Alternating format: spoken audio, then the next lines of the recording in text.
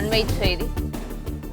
கரூர் வேலுச்சாமிபுரத்தில் விஜய் பிரச்சாரத்தின் போது கூட்ட நெரிசலில் சிக்கி 40 பேர் உயிரிழந்துள்ள நிலையில் சம்பவ இடத்தில் தடயவியல் நிபுணர்கள் ஆய்வு மேற்கொண்டு வருகின்றனர். இது குறித்தான கூடுதல் விவரங்களோடு இணைந்திருக்கிறார் செய்தியாளர் பாண்டியராஜன். இந்த ஆய்வு குறித்தான கூடுதல் விவரங்களை பதிவு செய்யலாம்.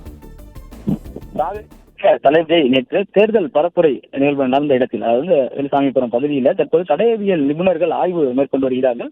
3 மாவட்டத்தைச் சேர்ந்த 3 பேர் கொண்ட குழு தற்போது இங்கே வந்திருக்கிறார்கள்.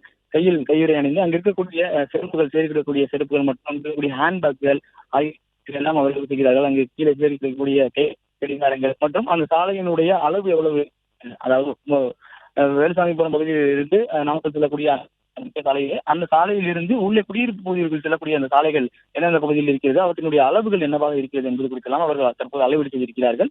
இந்த விபத்து நடந்த இடத்திற்கு அருகில் இருக்கக்கூடிய சாலை, அந்த அதிகமான அந்த கூட்ட நெரிசலில் சிக்கியிருக்கக்கூடிய அந்த பகுதிக்கு அருகில் இருக்கக்கூடிய சாலையினுடைய அளவு தற்போது அளவீடு எடுத்திருக்கிறார்கள். அங்கே செல்லக்கூடிய கழிவுநீர் கால்வாய்களின் அளவு என்பதையும் தற்போது அளவீடு செய்திருக்கிறார்கள். குறிப்பாக நேற்று அந்த விபத்து ஏற்படும் பொழுது கழிவுநீர் கால்வாய்களில் தடுமாறி அவர்கள் விழுந்திருக்கிறார்கள். விழுந்தவர்கள் மீது மீண்டும் எழுந்திருக்கின்ற அளவிற்கு அடுத்தடுத்த அவர்கள் மீது மற்றவர்கள் அமுக்கி இருக்கிறார்கள் என்கின்ற அந்த தகவலை வெளியாக இருந்தது. இந்நிலையில் கால்வாயினுடைய அளவு என்னவாக இருக்கிறது, மேலும் சாலைக்கும் கழிவுநீர் கால்வாய்க்கும் உள்ள இடைப்பட்ட தூரம் என்பது குறித்தெல்லாம் அவர்கள் அளவீடு செய்திருக்கிறார்கள்.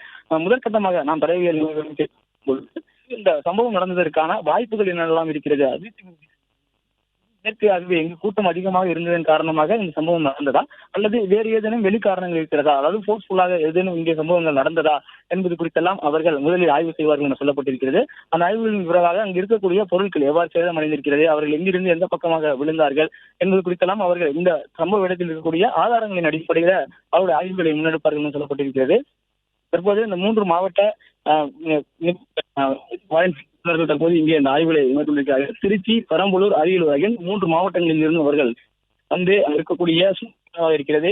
நேற்று நடந்த என்னென்ன என்பது குறித்தும் அங்கு இருக்கக்கூடிய பொதுமக்களிடம் கேட்டிருக்கிறார்கள். இப்பகுதி வாசிகள் இருக்கிறார்கள், அவர்களிடம் கேட்கிறார்கள் எந்தெந்த பகுதியில் கூட்டம் அதிகமாக இருந்தது, எங்கிருந்த மக்கள் அதிகம் என்ன விழுந்தார்கள் என்பதெல்லாம் அவர்கள் கேட்கிறார்கள். அதனை கேட்டு அதன் அடிப்படையில் அங்கு இருக்கக்கூடிய மாதிரிகள் இருக்கிறார்கள். அதாவது இங்க இருக்கக்கூடிய ஒரு முள்கம்பி வேலி இருக்கிறது. அந்த முள்கம்பி வேலியே சேதாரமாக இருக்கக்கூடிய அளவிற்கு கூட்டம் எடுத்துக்கொண்டு அங்க இருக்கக்கூடிய தரிசு நில பகுதியாக இருக்கிறது, குற்றம் மண்டிக்கக்கூடிய பகுதியாக இருக்கிறது. அதுக்குள்ள பொதுமக்கள் சென்றார்கள் என்று சொன்னதும் அங்கு இருக்கக்கூடிய பகுதிகள் அவர்கள் பார்வையிடுகிறார்கள்.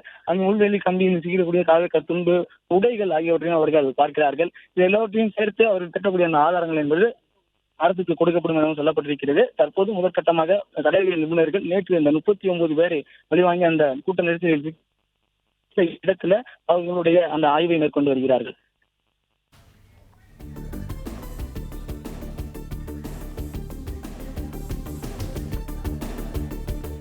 தகவல்களுக்கு நன்றி பாண்டியராஜன். பிளே ஸ்டோர் மற்றும் ஆப் ஸ்டோரில் இருந்து பாலிமர் செயலியை QR கோடு மூலம் பதிவிறக்கம் செய்யுங்கள். செய்திகளை உடனுக்குடன் பெறுங்கள்.